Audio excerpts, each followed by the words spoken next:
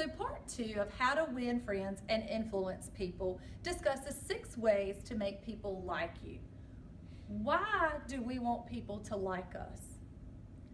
One of the reasons we want people to like us is because it meets our needs. It meets that need of self-esteem. It builds our confidence. It helps us to help others.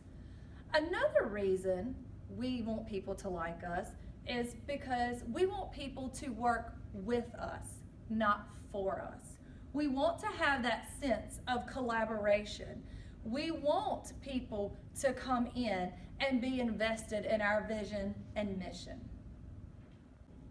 Principle 1 talks about being genuinely interested in other people.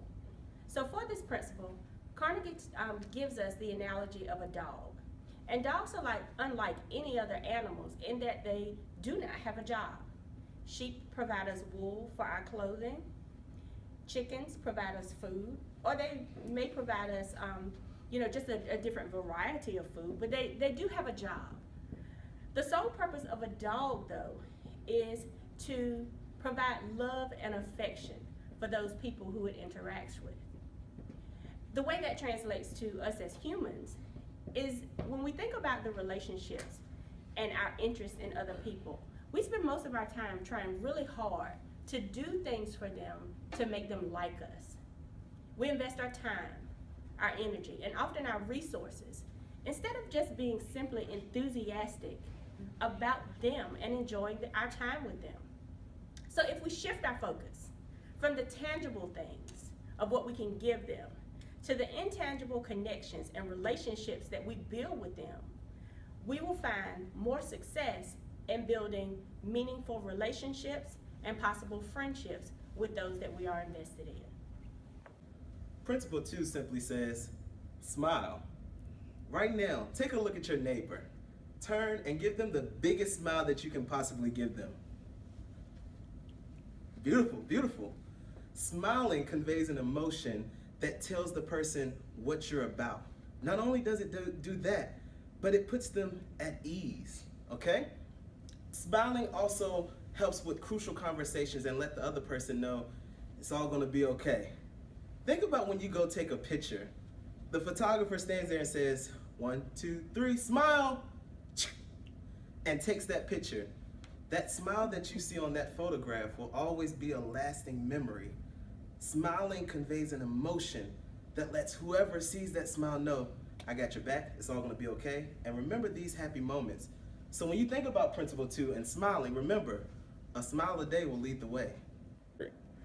Most people don't remember names for a simple reason. They don't make the time for it.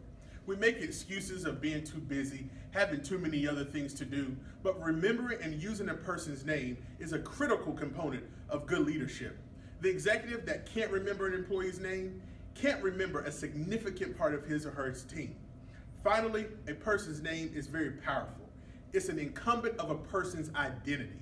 Remembering someone's name is a great way to make a person feel important.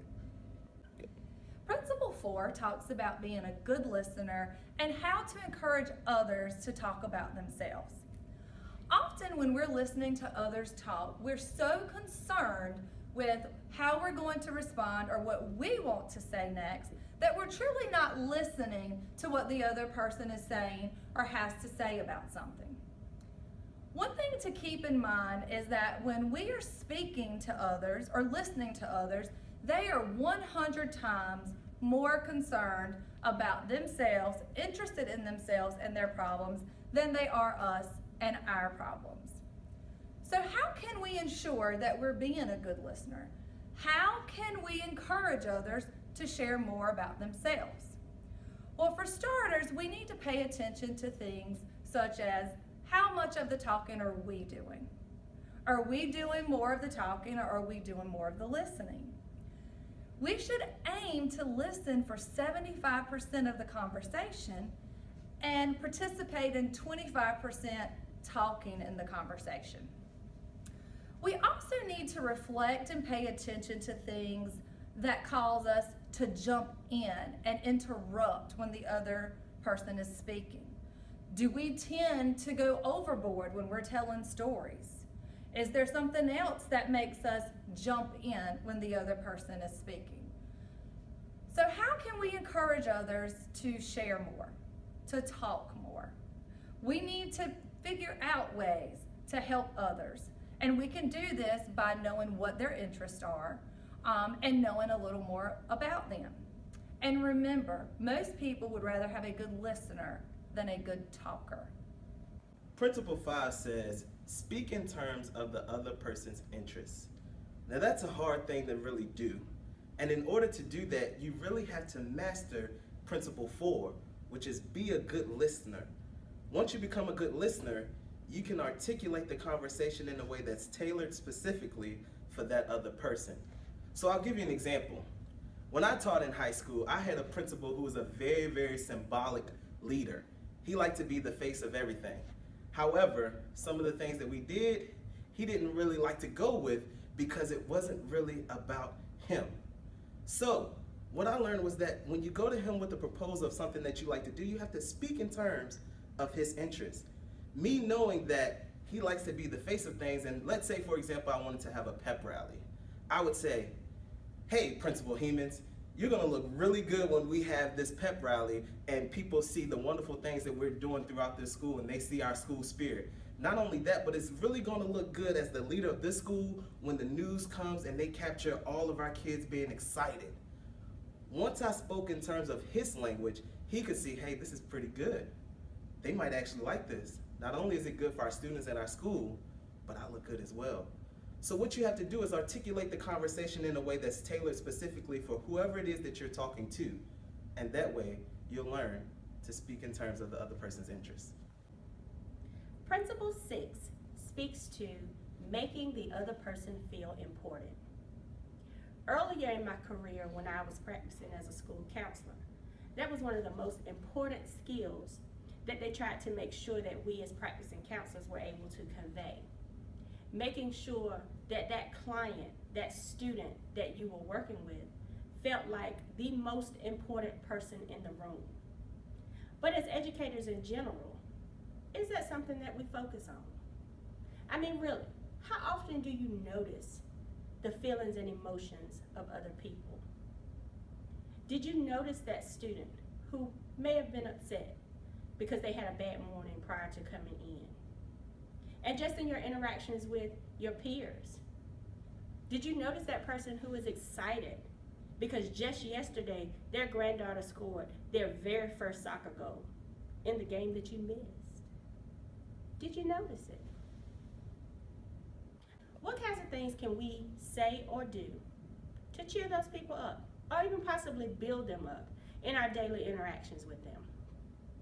Carnegie says that we should be happy and excited to do things for people just because, even when they can't do something for us, even when we're not getting anything in return. We're supposed to go out of our way to make sure that that person feels special and connected to us.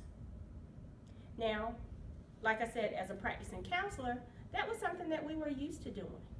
But our teachers were not necessarily as comfortable with building those kinds of relationships with students and even with parents. So if you're having trouble trying to figure out how can I make that connection, what is it that I can do to make that person feel important, always go back to the golden rule. Do unto others as you would have them do unto you. The 6 ways to get people to like you are incredible principles that will help any school executive in their practice. Number 1, being genuinely interested in people. 2, smile. 3, learning names. 4, being a good listener, taking some time to listen to what people are saying. 5, speak in terms of the other person's interests. And finally, 6, make the other person feel important. With practice, the 6 ways to make people like you will become more natural, and you will be well on your way to winning friends and influencing people.